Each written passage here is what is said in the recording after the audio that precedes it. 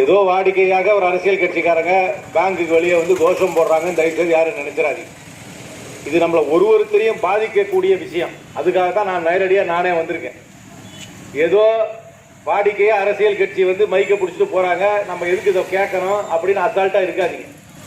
நம்மளுடைய ஜனநாயகத்திற்கே வந்திருக்கும் பெரிய ஆபத்தை உங்களிடம் எடுத்து கூறுவதற்காகத்தான் நானே நேரடியாக வந்திருக்கேன்.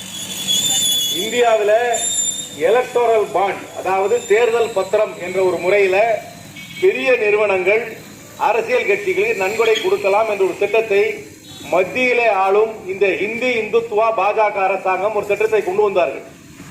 அந்த திட்டத்தின் மூலமாக பெரிய நிறுவனம், பெரிய பெரிய முதலாளி, இந்த மாதிரி கற்பக ஜுவல்லரி மாதிரி சின்ன கம்பெனி கிடையாது, இங்க இருக்கிற ராகா டீ ஸ்டால் மாதிரி சின்ன கம்பெனி கிடையாது, ஏஞ்சல் பார்மசி மாதிரி சின்ன கம்பெனி கிடையாது, பெரிய பெரிய கம்பெனி, அம்பானி அதானி மோடி போன்ற பெரிய கம்பெனிகள்லாம் நன்கொடை கொடுக்கறதுக்காக அவர்கள் வந்து ஸ்டேட் பேங்க் ஆஃப் இந்தியா, அதாவது பாரத ஸ்டேட் வங்கி, நீங்களும் நாங்களும் அக்கௌண்ட் வச்சிருக்கிறது, எனக்கு கூட நீங்க ஓட்டு போட்டு பாராளுமன்றத்துக்கு அனுப்பிச்சீங்க, என்னுடைய சம்பளம் கூட ஸ்டேட் பேங்குக்கு தான் வருது.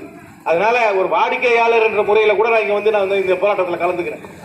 அந்த பேங்க்ல நீங்க பத்திரம் வாங்கலாம், அந்த பெரிய நிறுவனம் பத்திரம் வாங்கலாம், பத்திரம் வாங்கிட்டு அந்த பத்திரத்தை கொண்டு போய் அரசியல் கட்சிகிட்ட கொடுக்கலாம்.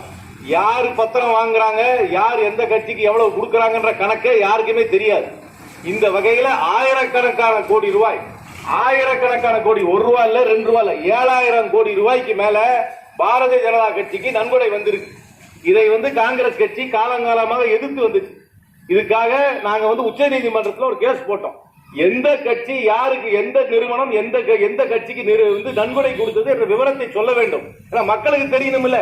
அரசாங்கத்துக்கிட்டே, அரசாங்கத்தில் இருக்கும் ஒரு கட்சிக்கு ஒருத்தர் நன்கொடை கொடுத்தார்கள் என்றால், பெரிய நிறுவனம் நன்கொடை கொடுத்தால் அந்த நன்கொடையின் மூலமாக அவர்களுக்கு ஏதாவது பயன் வந்திருக்கிறதா இல்லையா என்று பார்க்க வேண்டும், மக்களுக்கு தெரிய வேண்டும்.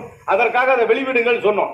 உச்ச நீதிமன்றமும் அதை ஏற்றுக்கொண்டு மார்ச் மாசம் 7ஆம் தேதி, அதாவது 6-7 இன்னைக்குள்ள அந்த கணக்கை ஸ்டேட் பேங்க் ஆஃப் இந்தியா உச்ச நீதிமன்றத்தில் சமர்ப்பிக்க வேண்டும் சொல்லியிருக்காங்க. இதுக்கு பதிலா இந்த ஸ்டேட் பேங்க் ஆஃப் இந்தியா என்ன பண்றாங்கன்னா, உச்ச நீதிமன்றத்துக்கு சென்று இந்த கணக்கெல்லாம் எங்களுக்கு சரி பார்க்கறதுக்கு இன்னும் 4 மாசம் வேணும், இப்ப எங்களால கொடுக்க முடியாதுன்னு ஒரு மனுவை போட்டிருக்காங்க. நீ எதுக்கு இப்படி பண்ணிருக்காங்கன்னா, தேர்தலுக்கு முன்னாடி இவங்க யாருகிட்ட இருந்து நிதி வாங்கி எந்த பாஜகவுக்கு யாரெல்லாம் கொடுத்திருக்காங்கன்ற உண்மை வெளியே வந்தா தேர்தலில் மக்களுக்கு அவங்களுடைய முகத்தறி கிழிச்சு போயிடும் என்ற அச்சத்தால அவங்க இந்த கணக்கை கொடுக்க மாட்டேங்கிறாங்க. நீங்களும் நானும் இந்த அக்கௌண்ட் வச்சிருக்கிறேன். ஒரு சாதாரண ஒரு அக்கௌண்ட்டுக்கு ஒரு அக்கௌண்ட் ஓபன் பண்ணணும்னா என்னென்ன டீடைல் கேட்கறாங்க, ஆதார் கார்டு கேட்கறாங்க, அட்ரஸ் கேட்கறாங்க, கேஒய்சின்ற வருஷம் ஒரு டிடி எடுக்கணும்னா எவ்வளவு பிரச்சனை பண்றாங்க, ஒரு லோன் வாங்கணும்னா நம்மகிட்ட என்னென்ன பேப்பர் வாங்குறாங்க. ஆனா பெரிய முதலாளிகள் ஆயிரக்கணக்கான கோடி ரூபாயை பாஜகவுக்கு நன்கொடையாக கொடுத்திருக்கிறார்கள். அவர்கள் பேரை வெளியிடுங்கள் என்று உச்ச நீதிமன்றம் தீர்ப்பளித்த பின்னர், இவங்க ஒன்னும் பெரிய மனசு பண்ணி கொடுங்கலாம் யாரும் கேட்கல. உச்ச நீதிமன்ற தீர்ப்பு, இந்தியாவில் ஒரு மேஜிஸ்ட்ரேட் தீர்ப்பே நம்ம அவமதிச்சோம்னா நம்ம மேல கேஸ் போட்டு உள்ள அரெஸ்ட் பண்ணிடுவாங்க.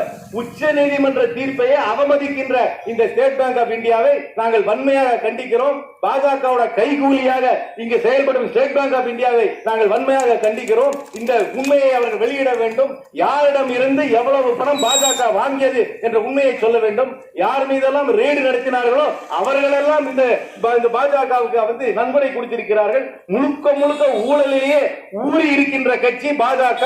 பெரிய முதலாளிகளுக்காகவே செயல்படுகின்ற கட்சி பாஜக என்பதை நீங்கள் மனதிலே வைத்துக் கொண்டு ஸ்டேட் பேங்க் ஆஃப் இந்தியாவுடைய செயலை நாங்கள் வன்மையாக கண்டிக்கிறோம் என்று கூறி உடனடியாக அந்த கணக்குகளை அவர்கள் சமர்ப்பிக்க வேண்டும் என்று கேட்டு விடைபெறுகிறேன். நன்றி, வணக்கம்.